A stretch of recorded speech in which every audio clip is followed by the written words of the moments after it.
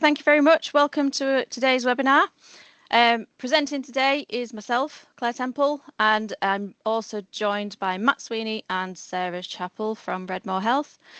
Just a bit of housekeeping first, so please be aware that we've switched your microphones and cameras off just while we go through the presentation. And also, if you haven't joined this link directly, so if somebody sent you a link that was shared, please make sure that we've got your email address, job title and organisation in the chat so we can make sure you're invited to the D&T network if you're not already a member, and that's where you'll be able to access the recording and any other information from today's session. Okay, so the agenda that we're going to go through today is the contract current position and overview.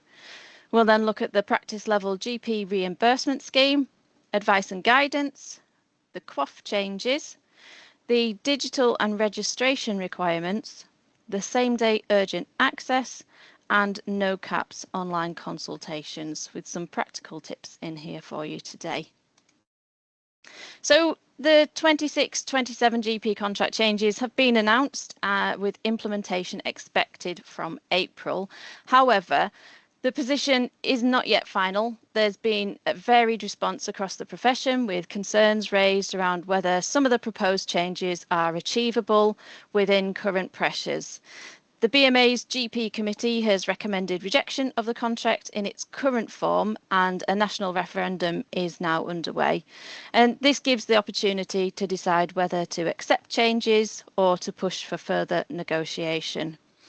And while the outcome of the vote will determine the final direction of the contract, today we'll focus on what's been announced and how you can start preparing with some practical tips and support. So just so I get an idea of everybody's confidence at the moment, I'm just going to pop a poll in, if you would mind just popping in your confidence level for implementing the new contract changes at the moment. That would really help if you're able to do that.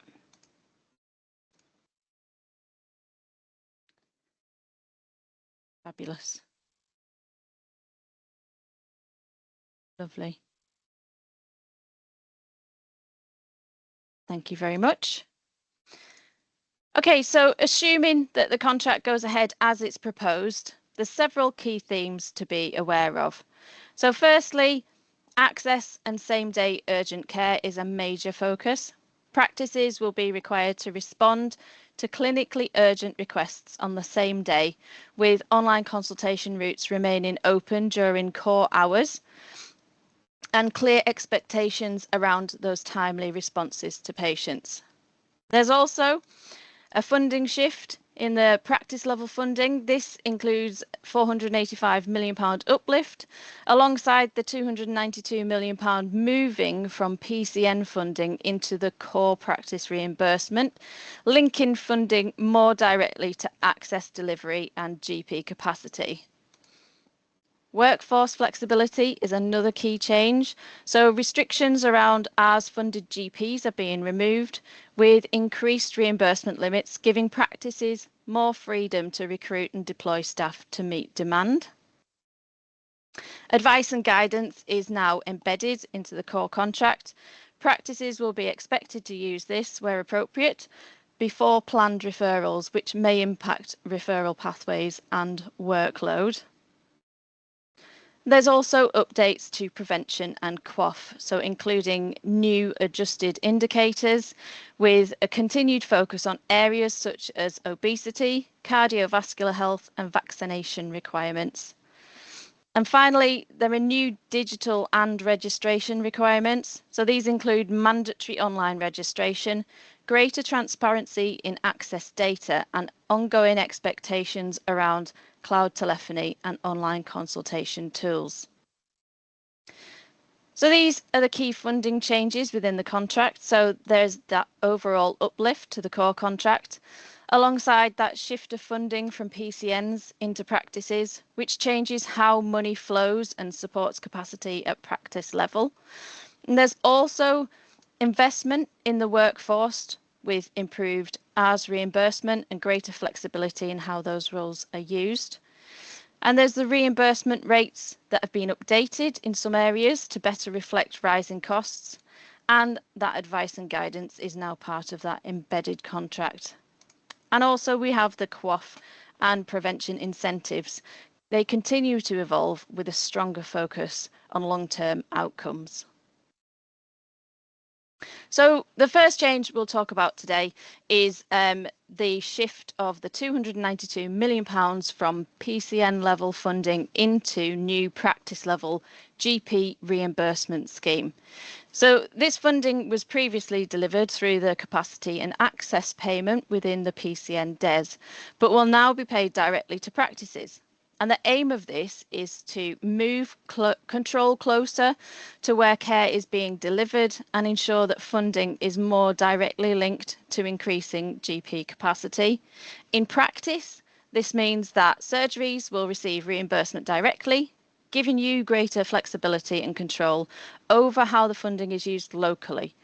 And the expectation is that this will be used to either recruit additional GPs or increase sessional capacity from existing GPs. And there's a particular focus on supporting same-day urgent access and improving overall availability of appointments.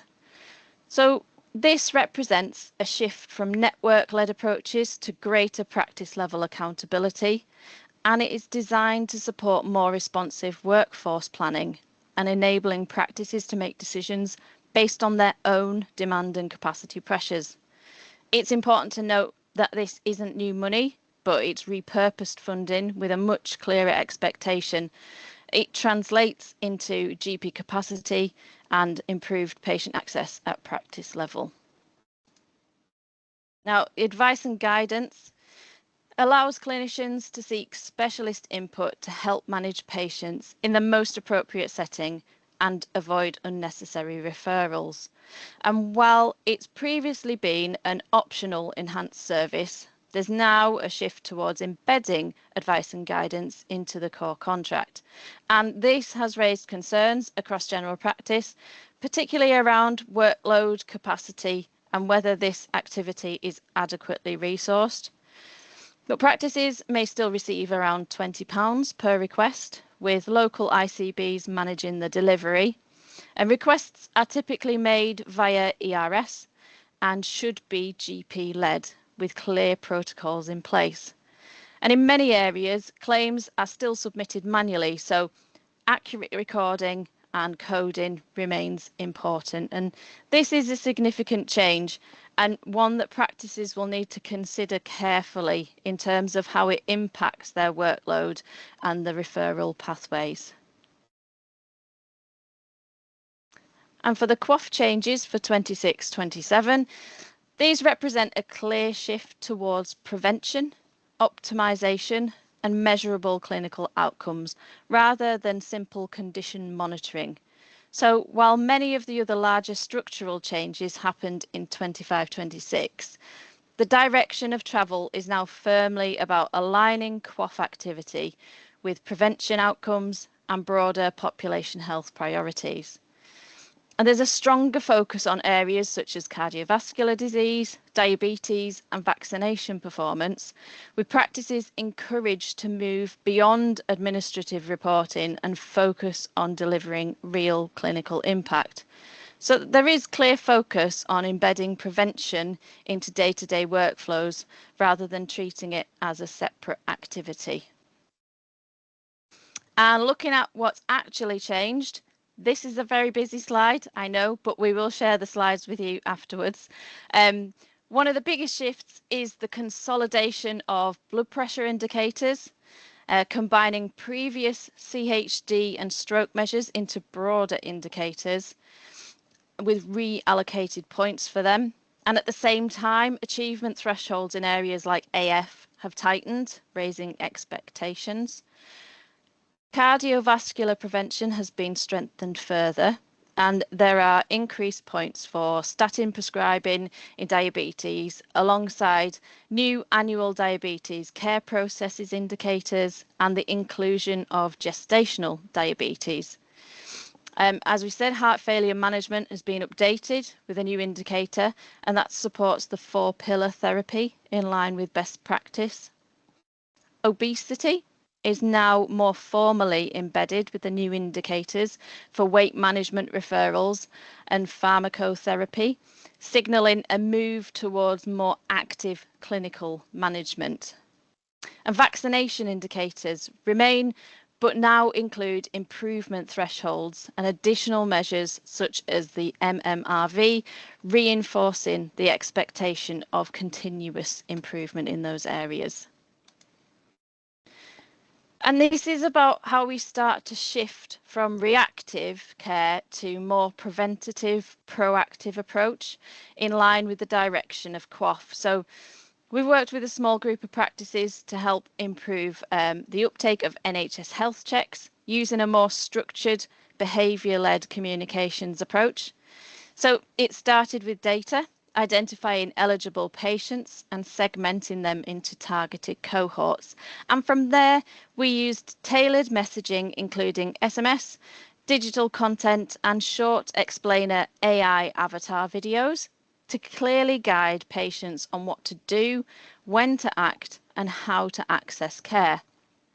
So this wasn't just about increasing access, it's about shaping demand, helping patients make better choices at the right time through clear and consistent messaging across all channels. And the result was significant.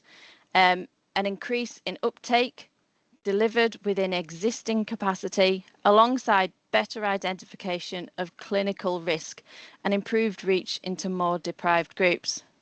And practices also saw a reduction in admin workload, supported by those clearer processes and automation. So smarter communication doesn't just increase demand, it improves the quality of demand, supporting that more effective, preventative and better use of clinical time. We've also been working with a PCN on a campaign to improve childhood vaccination and immunisation uptake through patient education. So again, once patients were segmented into different cohorts, the next step was tailoring the communication. And again, practices were provided with the targeted messages, the AI avatar videos, and the supporting visuals and assets, like the example shown here, designed to address different patient needs, concerns, and the levels of understanding. And this helps ensure that communication is relevant, it's consistent, and it's more likely to prompt action rather than using a one-size-fits-all approach. We will be running a dedicated webinar in April where we'll go into this programme in more detail, including the messaging, the assets, and the practical steps to implement a similar approach if you're interested. Moving on to digital and registration requirements now. So the contract introduces a stronger expectation around both digital access and patient registration. So practices are required to offer online registration as a standard route, ensuring it's accessible, easy to use, and available to all patients. However, this must sit alongside non-digital options such as paper to support inclusion and avoid disadvantaging those who cannot access digital services. And beyond registration, there is the broader shift towards digital first access. Practices are expected to maintain online consultation routes during core hours, ensure patients can contact the practice digitally, and provide clear, consistent information about how to access care. There's also an increasing focus on transparency, with practices expected to record and report access activity, supporting national metrics around demand, response times, and patient experience. So importantly, this isn't just about having digital tools in place, it's about how they're used. So practices need to design processes that integrate digital access effectively. They support care navigation and ensure patients are directed correctly. And here's just a reminder of the GP Reg core service and the benefits that it has to patients for registration. It helps improve data quality with a high match rate to the NHS spine and secure access through NHS login, reducing errors at the point of registration. It also integrates directly with national services, meaning patients can register via the NHS app or find a GP, aligning with wider shift towards digital access. And from a practice perspective, it supports catchment area checks, while still allowing practices to retain control over accepting or rejecting registrations. Accessibility is another key benefit.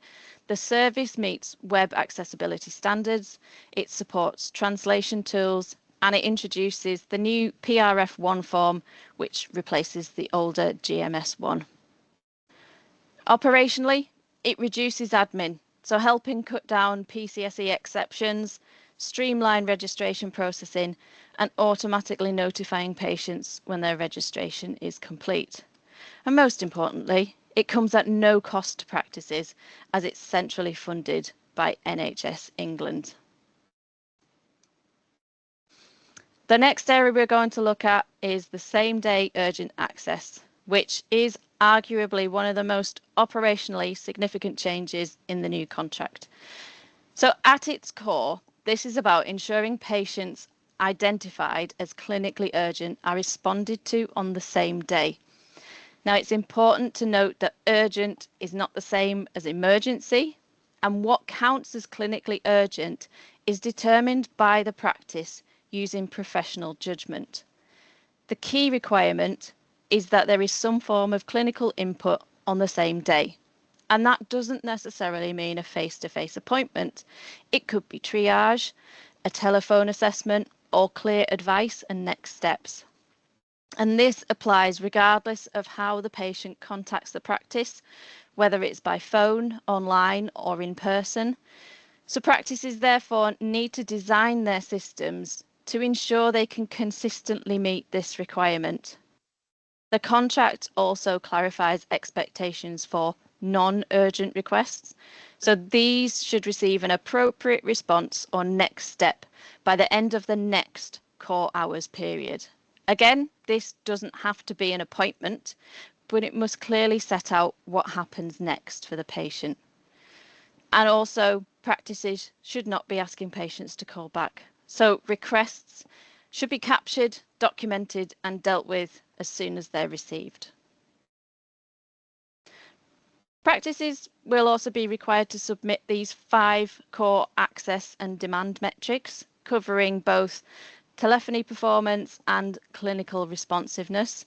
So this includes call wait times, so between 8 and 10 a.m. and the core hours, along with the percentage of clinically urgent patients seen the same day and non-urgent patients seen within 1 and 2 weeks.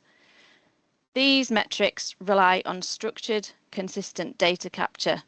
At first contact, requests should be triaged using standard urgency codes, or if an appointment is needed, booked into the correct acute or planned slot type. And to support this, practices can use our free slot mapping guide to ensure appointments are aligned correctly. But when a clinician responds, consultation and outcome coding should also be applied alongside those accurate timestamps for both first contact and clinical assessment. And this enables reliable calculation of those performance metrics.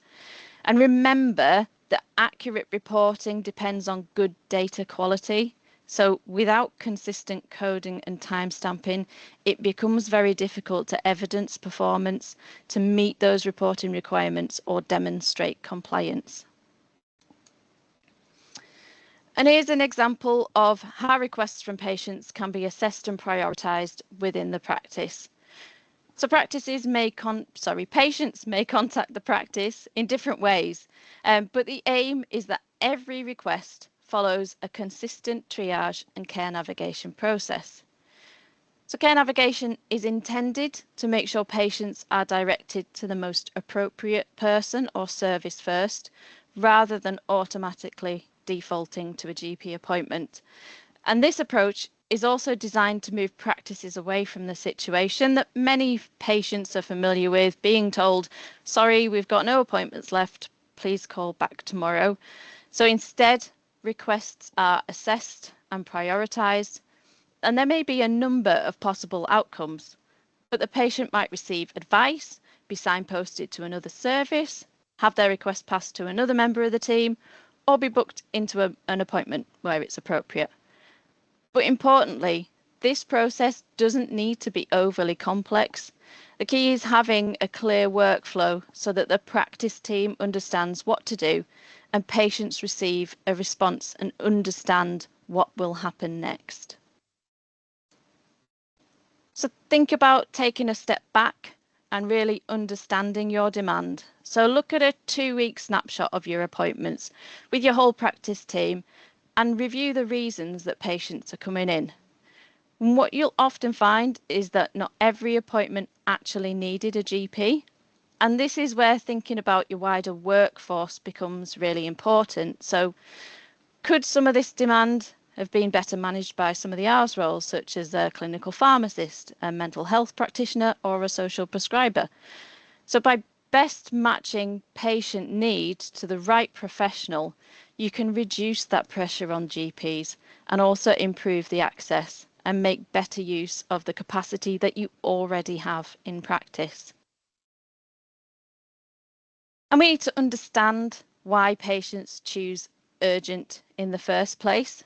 And most of the time, it's not because they're trying to misuse the system. It's driven by behaviour and experience. So common drivers include things like anxiety. So especially if someone is worried about their symptoms, or previous poor access experience where patients feel they need to act quickly to be seen at all. There's also the fear of missing out. So if appointments feel limited, patients will try to secure one early. And there's also work or life constraints where urgent feels like the only option that will fit around their day. But importantly, for many patients, urgent simply feels safer. But there are some simple behavioural science concepts at play here. So loss aversion. So that means patients would rather overstate urgency than risk not being seen.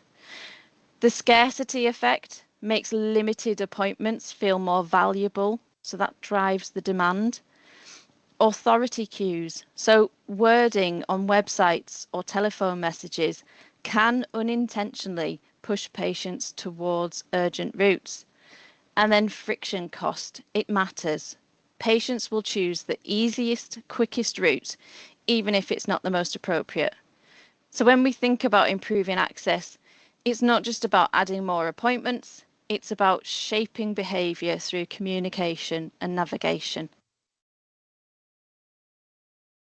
And patients also often request urgent GP appointments because they're unsure where else they can go for help. And many people see the GP practice as the default entry point for every health concern. And one of the most helpful things practices can do is clearly explain the wider range of services available to support patients. So community, pharmacy, social care, mental health services, community teams and specialist services, they're all part of the wider health and care system. And by communicating clearly about what these services do and when they're appropriate to use, practices can help patients make more informed choices about where to seek help. And remember that patients don't always need to start their journey by contacting the practice directly. So particularly when they're unsure whether something is urgent. So your communication channels, including your website, your social media, and the NHS app, are powerful tools to guide patients towards the right option before they reach the phone or urgent appointment request. So by clearly signposting self-care advice, community pharmacy, NHS 111 or other appropriate services, you can help patients understand when a problem can be managed elsewhere and when the practice is the right place to go to. So websites, a well-designed practice website should act as the front door to the practice, particularly for patients who are unsure of what to do when they've got a health concern. So when patients visit the website first, it creates an opportunity to guide them to the right service before they request an appointment or contact reception. This might include signposting, to those self-care advice or NHS 111 or local services that might be more appropriate for their needs. And the website should also make it easy for patients to understand what the practice can help with and when it is appropriate to contact the GP. Clear explanations of urgent and routine care can help patients make better decisions about where to go. And when websites provide clear navigation and consistent information, they can reduce those unnecessary calls, the reception contacts, and those requests for urgent appointments, helping practices manage demand more effectively. One simple but really important tip for you here is to check how your website looks and works on a mobile phone or tablet, as most patients now access practice websites through mobile devices, and just check that yours works. Social media. Social media can be a really valuable communication channel for GP practices. Many patients already use platforms like Facebook to look for updates, ask questions, and share information with their communities. And used well, social media allows practices to educate patients and guide them towards the right services before they request an urgent appointment. Practices can share trusted health information, explain when other services may be appropriate, and keep patients updated about changes such as opening hours or vaccination clinics. And messages shared on social media are often passed through community and family networks, helping important information reach a much wider audience. And in some areas, closed Facebook groups can also provide peer-to-peer support and share reliable information within those local communities. But by sharing clear and helpful messages, social media can help patients understand their options. So for practices that don't have the time or capacity to manage this for themselves, many choose our social media managed service, where our teams can support them by creating and scheduling regular patient communications. The NHS app. It's being positioned as the digital front door for general practice and a really important tool in helping manage demand and reduce that avoidable contact again. So used well, it gives patients clear information about their options and helps them decide what they need to do next. Through the app, patients can request prescriptions, check information, manage appointments, and receive messages, all without needing to call the practice. This helps divert a significant volume of routine queries away from phone lines. Messaging is particularly valuable, so practices can proactively send clear guidance, signposting patients to the right service and setting expectations. But encouraging patients to enable notifications on the NHS app is key, as this ensures that they receive those timely updates and reduces the need for follow-up calls. So some tips here on promoting the NHS app, because it works best when it becomes part of everyday interactions with patients rather than something that's mentioned occasionally or is just sat in a waiting room on a poster. So clinicians play an important role here, as patients tend to trust their advice. A simple mention during consultations, for example, when discussing test results, prescriptions, or follow-up care, can really encourage patients to download and start using the app. Other key interactions can also be used to promote. So if when secretaries are making referrals, they can remind patients that they can track their information through the NHS app. Reception teams and pharmacy staff can also highlight that repeat prescriptions can be ordered easily through the app. And practices can also encourage on-the-spot sign-up, asking patients to download and register the app before they leave the practice. So make this easier by providing tablets or devices in reception if you can. Patient participation groups, they are fabulous at spreading awareness and encouraging uptake within the local community. So the NHS app should be promoted consistently across all communication channels, including your website, your social media, and your appointment booking pages, and on your telephone hold messages. A really simple and effective tip is just to provide a QR code so they can quickly download the NHS app and view things like their results or prescriptions straight away. And supporting digitally excluded patients is an important part of delivering inclusive access under the new contract. So while there is a strong push towards digital routes, it's important to remember that these sit alongside, not instead of, traditional access. Patients must still be able to contact the practice in a way that works for them and receive appropriate care. And a big part of this is understanding your population. So involving digitally excluded patients in shaping your approach can help identify real barriers and build trust in how services are delivered. Practices should also make the most of local partnerships. So working with community services, libraries, organisations like Age UK can help you signpost patients to wider support and some sort of digital skills initiatives. So digital access should support better navigation, not create barriers. And keeping the online consultation routes open during core hours doesn't remove the other options. It simply helps to ensure patients are directed to the right place while maintaining the continuity of care where needed. So it's important to consider why continuity matters from three perspectives: the patient, the GP, and the wider system.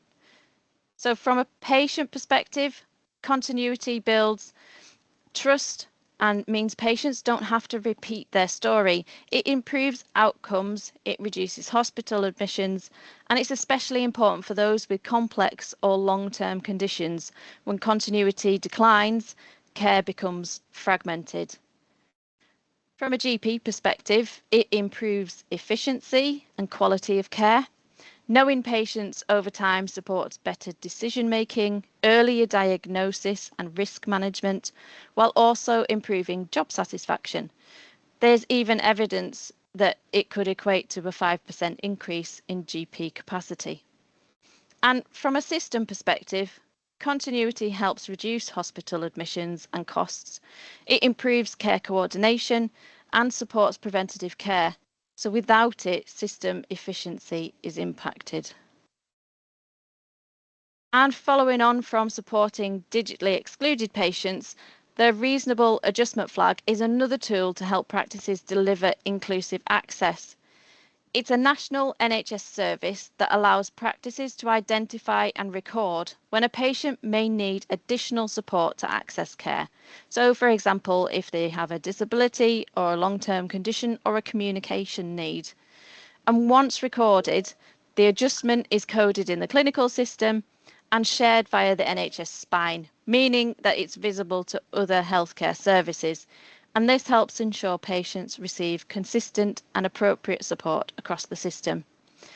Importantly, there's now a national expectation for this to be in place. So practices are expected to be routinely identifying and recording reasonable adjustments, with full implementation required by 2026. In practice, this means planning adjustments in advance, whether it's longer appointments, alternative communication methods, accessible environments, or support with digital access. But this links directly to everything we've discussed around access. So by identifying needs early, practices can guide patients to the right route and reduce those barriers rather than reacting at the point of contact. The reasonable adjustment flag helps ensure that as we move towards a more digital and structured access, services remain inclusive and that no patients are left behind. Now, no caps on online consultations. This is where practices often feel the pressure. Removing caps on online consultations can quickly lead to a digital pile-up if systems aren't designed properly. And the key point is that online consultations should be treated the same as any other access route. So whether a patient contacts you online, by phone, or in person, the request should be handled consistently and fairly. And what we're seeing in practice are some common operational risks. So those digital inboxes piling up early in the day, urgent requests being submitted through routine pathways, and increasing pressure on clinicians to triage large volumes of demand. This can also create inconsistency and anxiety for reception teams and potential gaps in safety netting. There's also the challenge of urgent and routine demand blending together, making it harder to prioritise effectively. But the shift in the contract is really about formalising good triage discipline. It's not about removing control, it's about redesigning how demand is managed. And that means having a clear online consultation front door with smart routing and structured triage, supported by strong website and social media messages that help patients choose the right option for them. So your sessions and slot types are important to making that work in practice. If your appointment book is complex, it's much harder to route patients safely and consistently. So the focus is on simplifying and standardizing, moving away from staff-specific only Barbara can book slots and towards clear service-based appointment types that patients can easily understand, especially as these are now visible through online services and the NHS app. So agreeing appointment lengths, slot types and rules as a practice helps ensure capacity is used effectively without restricting access. Also, make sure you're protecting time for admin and non-contact care so it doesn't get squeezed into clinical sessions. But this all creates a clearer system that supports triage. It improves patient choice and it reduces pressure on your reception teams. So building on how you structure your slots, it's also important to think about how they're released. So blocking slots can create poor patient experience as appointments appear available online, then can't be booked, which leads to frustration and more calls to reception. So a better approach is to use embargoes instead. So this means appointments are hidden until they're released at a specific time, rather than being visible but unavailable. So by releasing these slots gradually throughout the day in line with your sessions, you should spread demand more evenly and support fairer access for everyone. So improving the care navigation process using all of this in practice starts by understanding your demand, by looking at your data and identifying which appointments could be managed differently, and that helps you to create a clear baseline for change. From there, it's about designing a simple, consistent process. So every patient request, however it comes into practice, should follow the same workflow based on clinical need. This includes improving how patients access services, so by rewriting website language, moving away from urgent versus routine, and instead using clear symptom-based prompts to guide patients to the right service. Part of this is collecting structured information at first contact, supported by trained admin teams and clear decision-making tools. So providing staff with structured decision trees helps ensure patients are navigated safely and consistently while introducing transparency around triage response times. And that helps set clear expectations for patients.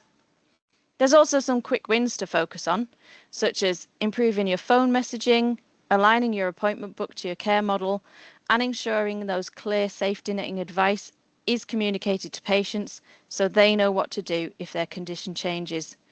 However, this isn't a one-off change. Practices need to measure what's working, refine the processes, and continuously improve over time. So to support this, it's important to have both an appointment system and a care navigation policy in place that are aligned and consistently applied across the practice. So all of the tools that we've talked about, so websites, the NHS app, social media, online consultations are incredibly powerful. But the thing to remember is technology amplifies behaviour. it doesn't fix it. So digital makes demand more visible and easier to access, but it doesn't reduce it. In fact, if messaging is unclear and everything is labelled as urgent, it can actually increase inappropriate urgent demand. And if everything feels urgent to a patient, then everything becomes urgent. So if behaviour isn't guided properly, digital will simply allow patients to request care faster and in greater volumes. But when it's combined with clear, consistent care navigation, technology can help shape behaviour. But remember, technology will amplify whatever system you already have, good or bad. So the goal isn't just digital access, it's digital access with the right patient understanding alongside it. So just to summarise, the direction of travel for the contract is clear. It's about improving access, strengthening workforce flexibility, and shifting towards more proactive preventative care. We've talked about how this isn't just doing more, but working differently, using structured care navigation, consistent processes, and better use of digital tools to manage demand safely and effectively. Key areas include ensuring patients can access care through multiple routes, removing caps on online consultations, and delivering same-day responses for clinically urgent need, all supported by clear triage and well-designed workflows. We've also explored how smarter communication, better use of the NHS app, and targeted engagement can help shape patient behaviour, improving not just the volume of demand, but the quality of demand. And alongside this, optimising appointment books, using embargoes, and aligning those workforce roles all help create a more sustainable model for practices. Importantly, none of this is about a single change. It's about building a system that is consistent, it's data-driven, and it's continuously improving over time. So that's it for today. I would just like to just pop in another poll, if that's okay, just to ask, has that raised your confidence level after today's webinar any? I'd appreciate you popping that poll in there for us. That's great. Thanks very much. So all of the resources and the information from this webinar will be available in the D&T network. So you can join the network by scanning the QR code. It's free, but you'll also be sent an invite to join after today's session. I don't know if there's been any questions in the chat, but if there are, we'll take them away and we'll put together some information and pop that on the network for you as well. And one final thing, we would be very grateful if you could fill out our feedback form for today's session. If you fill it in, you go into a draw, a monthly draw to win a £25 Amazon gift voucher. So it's well worth 5 minutes of your time. I'll leave that on there, and I think Sarah's going to pop the link in the chat as well. And that just leaves me to say thank you very much for joining us today.